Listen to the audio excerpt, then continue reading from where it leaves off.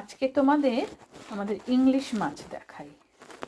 English fresh মাছ, এটার নাম হচ্ছে রেইনবো ট্রাউট। এটা খুব ভালো পিঙ্ক মাছ, ভেতরটা সাদা না। দাম নিয়েছে একটা মাছের 3 পাউন্ড 46 পেনি, ওই 350 টাকার একটু বেশি হবে, রুপির 350 রুপির।